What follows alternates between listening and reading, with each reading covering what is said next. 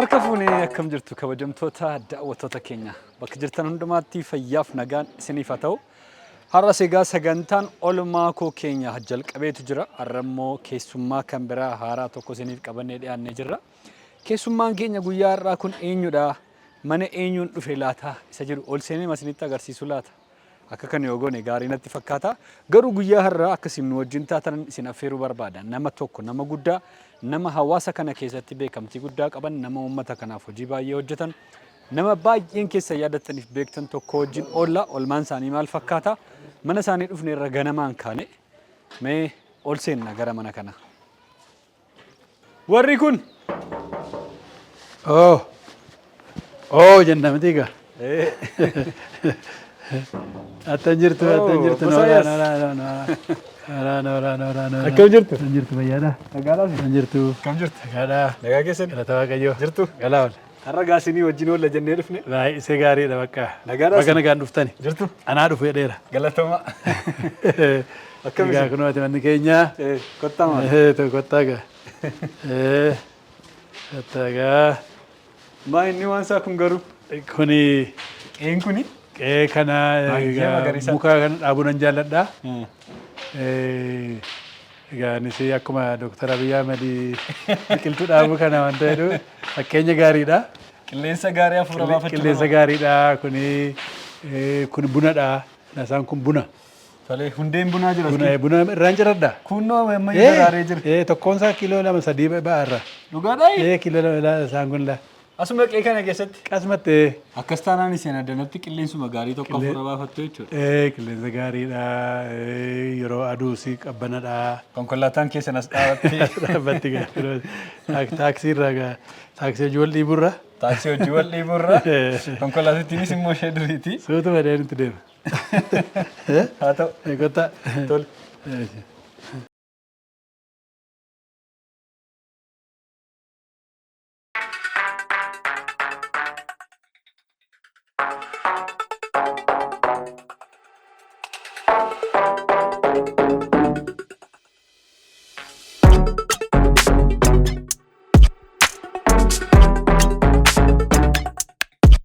Qe'ee keessan ilaallee baay'ee namatti tola dhugaa. Manni keessanis bal'aadha.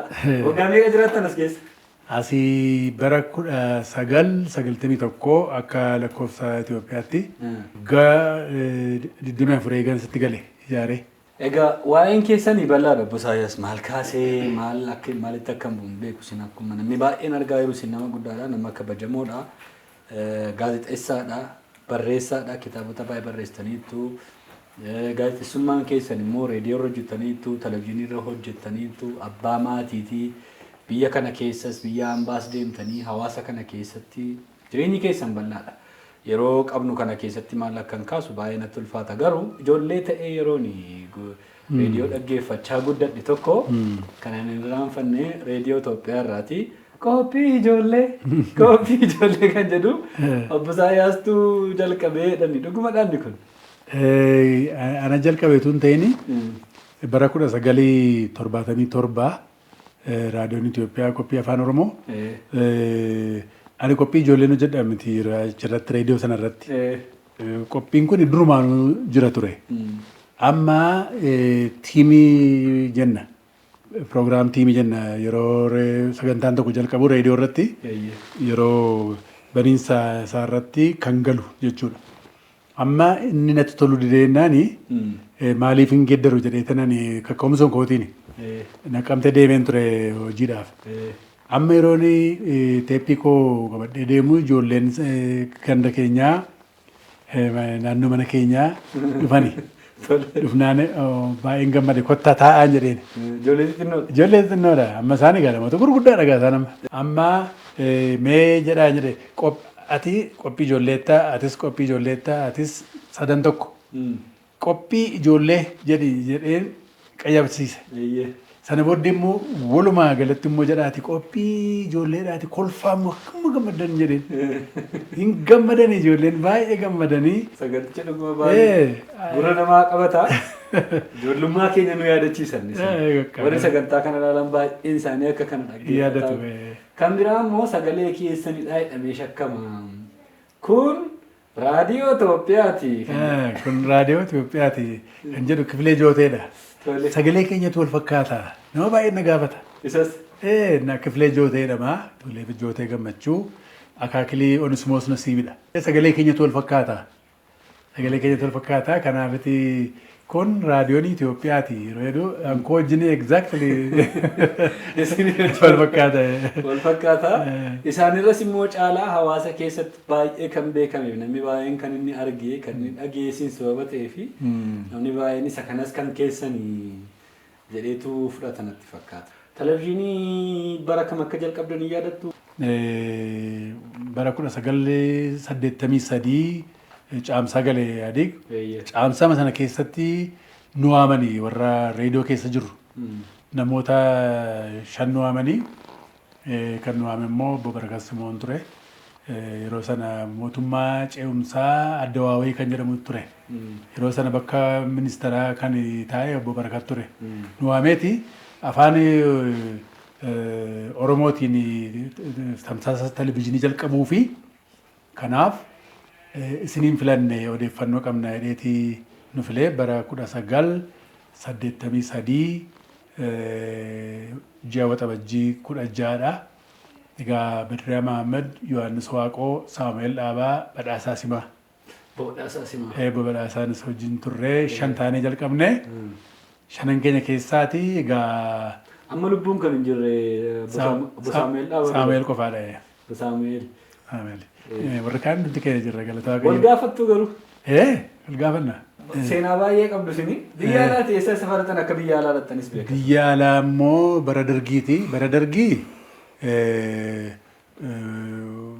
leenjii gaazexeessummaadhaa fi Budapestiin ture. Hangarii. Hangarii Budapestiin ture. Afrikaa keessaa immoo kaartumii waggaa tokko tureera. Isa malee immoo dhiyeenya kana Chaayinaas akka dhattamu. Chaayinaa immoo Dooktar Abiituu carraanuu kennanii. Dooktar Abiituu carraanuu kennanii Chaayinaa daawwanneerraa. Obbo Isaayyaasiin garuu maaltu gammachiisa kana hundumaa keessa hojii kana hundumaa keessa yeroo socho'an? Egaa kan na gammachiisu dhugaadhumatti Waaqayyoon hin galateeffadha. Maaliif sitti fakkaatee televezyiiniin Itoophiyaa jalqabee waggaa 26 booddeedha kan afaan Oromootiin jalqabe. Yaadiiktu jalqabsiise. Kunimtiin immoo na gammachiisa. Maaliif warra jalqaban keessaa immoo tokko ta'uun koo anaan baay'ee na gammachiisa. Seenaadha inni kun. Keessumaa immoo yeroo jalqabamu anatu dura uummatatti mul'atee laga gammaddan jedhee kan akka carraa. Dura kan afaan Oromootiin bee televezyiinii irratti sirboota afaan Oromooyyuu istuudiyoo keessatti sinfaatu waraabuu jalqabee nama. Yeroo jalqabnu istuudiyoo walumaa galatti amma yeroo sagantaa hojjennu Alamuu Tolosaan daayirektaraa keenyadha, kaameraa daayirektaraati. Maaliif waan tokko tokko gidduu gidduutti gaafa sanbata duraaf sanbata guddaa fa'aa maaliif akka diraamaa fa'aa wantoota afaan hojjettan Isaayyaas diraamaa reediyoo irratti hojjettan fa'aa hin jiru iskiriiptii isaan qabdu ani kaameraan waraabanaan jedhe. Ani baay'een qaba reediyoo diraamaa reediyoo baay'een qaba innaan fidinaan jedhee diraamaa ta'an reediyoodhaan dabarsaa ture. San harkaan barreesse ammallee jira arguu hin danda'ama. Bara sana jechuudha waggaa 30 dura jechuudha. Waggaa 35 fa'aa hojjechaa turre. Isaa tokko Raajii Waatileeti. Raajii Waatileen kun daqiiqaa 20 nama lamaan hojjetama. Raajiin Waatilee kan jedhu Waatileedha dubartittiin intalattiin jechuudha. Hiriyaa ishee wajjin yeroo wantoota ta'an 2 ta'anii hojjetanii isheen jalqaba kan jalqabaati isheen. Kan diraamaa ishee jalqabaati. Ishee jalqabaati kan hojjete immoo Daagim Mokonnin. Lammata immoo inni dheeraadha amma jedhamu saayii tokko. Inni saayii tokko kun immoo HIV irrattidha. Dur hafe kan jedhu. Maatii akka hortaniitti ijoollee baay'ee. Ijoollee dhiiraa 4 qaba. Ijoollee dhiiraa. Dhiira. Hundumti isaanii. Dhiiraa ijoollee immoo 2 immoo dhiira ammas. Ijoollee isa argitan. Ijoollee kaakayyuu 2 dhiira isaanis. Inni dhufuu mana kana keessa. Jiru ammoo tokko jira. Addana jira. Konkolaataa wayii fa'aa. Konkolaataa fa'aa qaba kunoo taphata. Asirra hin taphatu. Jira. Isinitti tola isaanii hojjetu. Taphachiisa bakka taphachiisa dhaneedha. Nan gammadaa yeroon hojii irraa xinnoo boqochuu barbaadu isaanii wajjin taphadhaa mana barumsaa fa'aa geesseen deebisaa. Eessa walirra maal hojjettu guyyaa keessan akkamitti dabarsitu? Egaa waan baay'eedha. Hinaasofnaa mee dura ciree afaaniin qabaa bunas dhugaa sana booddee immoo sanatti agarsiisaa waan hin hojjedhu guyyaa waan hin jechaa oolu.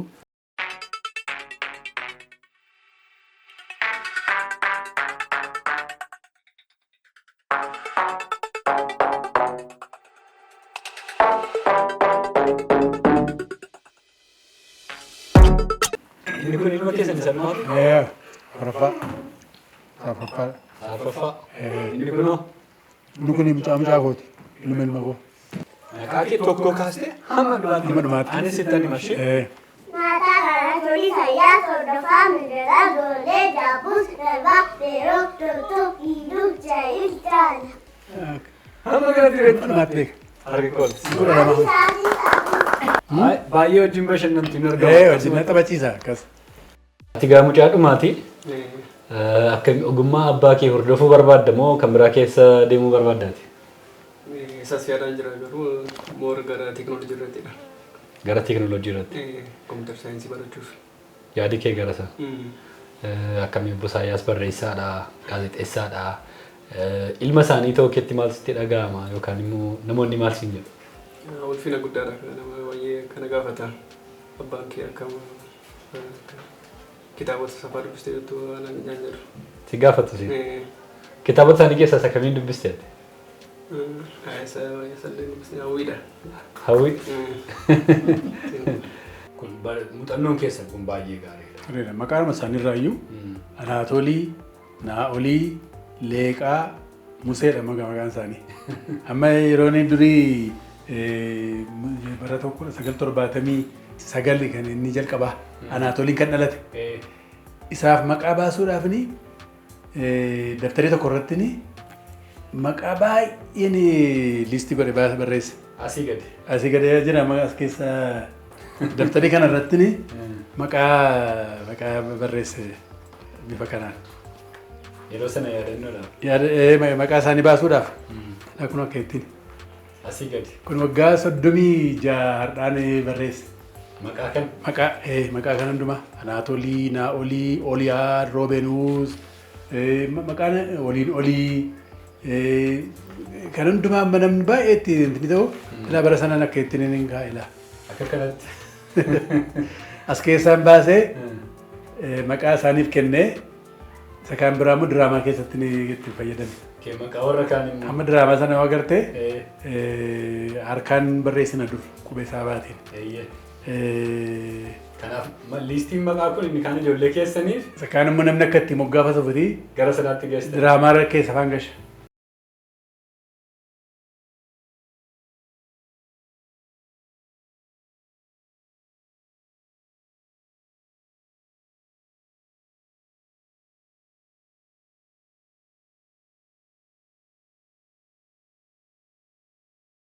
As bira immoo sheelfiin keessa waan baay'ee qaba. Waan baay'ee qaba egaa kitaabota kanneen immoo kan namoota biraas kitaaba garaagaraatu asirra jira. Sila yeroo dubbannu diraamaa warra jalqaba barreessaa turtan natti himtanii turtan. Diraamonni sun ammayyuu jiru? Jiru. As keessa jiru? Diraamonni bara reediyoo fa'aa turre televizyiiniis jalqaba. Qubee saabaadhaan barreessina afaan Amaaraatiin. Qubeen hin jalqabne yeroo sana diraamaa jalqabaa akkuma siin jedhee diraamota televizyiiniif jechuudhaaf nama dhabne isaaniin barbaachaa eeganii isaaniin argadhe booddee nan qayyabsiise. Fakkeenyaaf amma kun amma dura feedha. Diraamaadha kun. Akka ittiin barreessan ilaa. Diraamaa televizyiiniidha. Kan barreesse Isaayyaas Hordofaadha. Bara 1983. TV irratti. Bara 1982 reediyoo irratti. Finfinnee. Finfinnee. Kanadha. Akkasitti barraa'u. Akka ittiin barreessan ilaa kun. Kuni harkaan barreesse galaali. Bara 1980 raadiyoon Itoophiyaa qophii afaan Oromootiin darbe Raajii Waatilee. Raajii Waatilee. Qubee saabaatiin ilaali. Kun diraamaa televizyiinii jalqabaati. jalqaba seenaa keessatti. Raajii Waatilee jechuun diraamaa yeroo jalqabaaf televezyiinii irratti darbedha. Darbe isa dura televezyiiniidhaan jiru diraamaa. Garuu as biratti immoo waan kan biraan arge. As kaasuun danda'ama kana fuudhee. Danda'a. Inni kun Lead Star Theological College dha. Kan eessaa badhaafamtan? Lead Star Theology College waggaa 3 baradhee achirratti tokkoffaan ba'e. Tokkoffaa batanii. Tokkoffaa ba'ee badhaafe hundumaa irratti. Kana Dr. Abiyitu የክብር ሜዳ jedha bara 2013 Dr. Abiyitu biyya Itoophiyaa keessa kan jirru artistoonni warri biyyaaf oolmaa gaarii raawwatan jedhee paarkii Inxooxxoo irratti sirna gaggeeffame irratti kana badhaafamee. Egaa amma kan caalaalumatti kanatti dubbatan barbaadu waa'ee kitaaba ishee kanaati. Hawwii. Gara ishee kanaa deemu. Hawwii ilaallu. Hawwii kana gaamma bara 1979 raadiyoon Itoophiyaa qophii afaan Oromoo irratti diraamaadhaan darbe. Jalqaba dura bara waggaa 36 har'a. Kun diraamaa jalqabaa asoosama jalqabaa dhaggeeffattootaaf dhiyaattedha kuni. Bira dhaabannee kitaaba kana baattanii kutaa kitaaba kanaa keessa hadhamii tunamoonni kana dhaggeeffattanii waan jetta waan dubbistamaa. Egaa hawwiin ishee kanadha. Isheen kun maal jetti? Hawwiin of ajjeesuu ishee dura Latiif xalayaa barreessuu fi eessarraa akka jalqabdu xinnoo yaadde gaaffii ishee kana akkas jettee walaloodhaan waraqaarra keesse. Of ajjeesuuf yeroo hedduu summii dhuguuf yeroo hedduu. Of ajjeesuuf yeroo hedduu. Meeqaa kan guuttate eenyutu natti himaa? Hawwee kan argate eenyudha yaajamaa? Meeqatu hawwee dhabee? Meeqatu harkaan qabee? Hawwii bira ga'uu fi meeqatu dadhabee? Walii gadi jooree kan abdiirraa dhabee? Meeqatu guuttatee hawwii jireenya isaa gammachuu argatee kan ciise garaansaa? Nama meeqaa laataa kan harkaan gaate? Fedhii garaa isaatii hawwii kan dhuunfate? Meeqa dura haftee hawwiin hawwii taate? Fiixaan ba'uu diddee karaa irratti kan hafte? Meeqaa kan guuttate eenyutu natti himaa? Hawwee kan argate eenyudha yaajamaa? Meeqaa dura haftee hawwiin hawwii taate?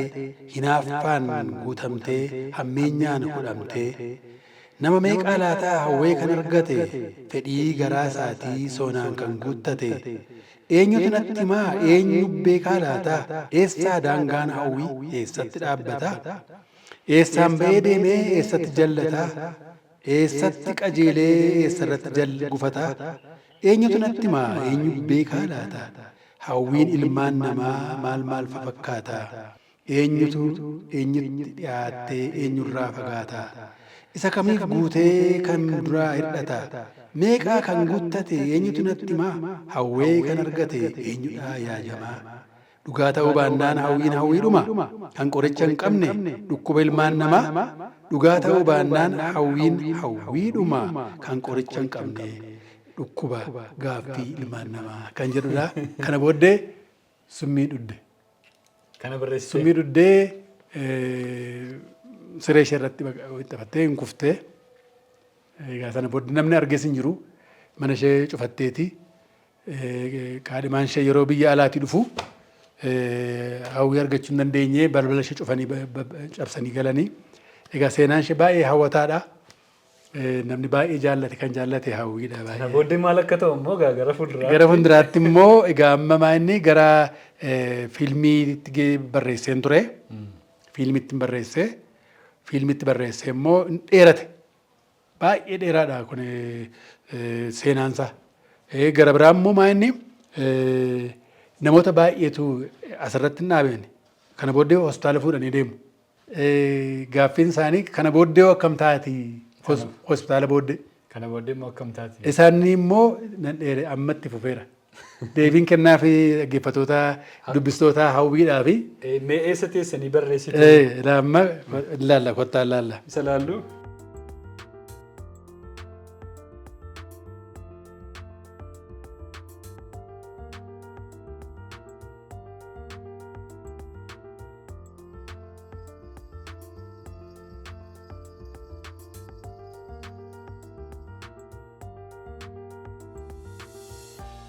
Maal fa'aa geessanii ture amma gara barreeffama isaa akkas gochuu achi booddee immoo tarkaanfii kan biraa kan itti deemtan maal qabdu? Amma gaaffii gaariidha.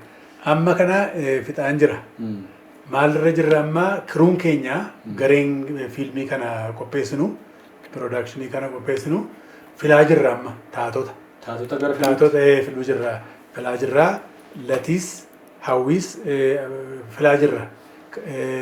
Amma giddugala aadaa Oromootti ilaalleerra kiruu tokko ilaalleerra garee tiyaatiraa achi keessaa arganneerra. Ijoollee kan ta'an kaan immoo iddootti hojjetan sana kaa'an jira. Kana booddee gara wantooti galla waraabbiitti. Gara booddee Naqamtee deemnaa. Naqamteetti Finfinnee Naqamteedhaa Finfinneetti dhuma. Naqamteetti kee dhufee Finfinneetti dhuma. Deebi'ee Naqamteetti dhuma. Deebi'ee Naqamteen. Hin deemu gaa mana kaasa amma hawwi hospitaala keessaa namni kan na gaafatu kanuma yeroo kam taatee kan jedhee na gaafatu jira. Hinduuta immoo aaree kan na gaafatu kan kitaabatti dubbisu darbatee gatallee jira. Aaree booddee bilbileeti. Hinduuta immoo lubbuudhaan jirti obbo Isaayyaas hin dubbisu ani hinduuta taanaan naan jedha. Dubbise giddiin hin jiru yeroo jedhamu deebiseet immoo yeroo kitaaba sana fuudhee dubbisee naan jedhe inni tokko.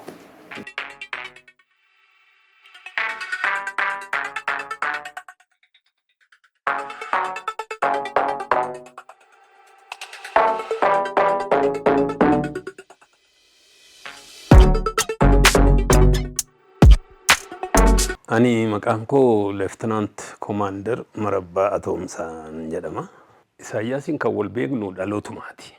Naannooma tokkotti dhalanne waliin guddanne gadhees gaariis yeroo ijoollummaa keessatti beekamaadha. Mana barumsaa keessatti xaafni jira maal jira haaluma akka ittiin wajjin jiraachaa turre jechuudha. Adeemsa isaa eega mana barumsaa diraamaadhaa kaasee tiyaatirikaalii jalqabee hanga har'aatti kan hojjetaa dhufe sana bakka tokkotti as dokumentari idduma tokkotti kan mataa isaa danda'e akka muuziyeemii yookaan akka aartiidhaa agarsiisa tokko jechuu koo agarsiisa tokko dhaloota dhufuuf barumsa ta'uu han danda'u utuu hojjetamee fi ani paartiin paarsilii isaa utuu hin ta'e natti tola. Egaa obbo Isaayyaas sababa tokko malee kutaa kana keessa dhufanii taa'an miti tasgabbii barbaadu suutadhanii itti yaadanii iddoo isaan jeequmsa tokko malee hojjetanidha. Isaanii wajjin yeroo gaarii qabaanne sagantaa kana akkasiin jaallattan abdii guddaa qabna kabajamtoota daawwattoota keenya. Obbo Isaayyaasiinis guddaa goone isin galateeffanna. Isin akkasiin hojii keessan itti fuftaniif kaanee yoo deemne gaarii natti fakkaata. Baay'een isin galateeffadhaa dhuftanii na daawwachuu keessanii fi egaa isin gaggeessaa fayyaa ta'aa.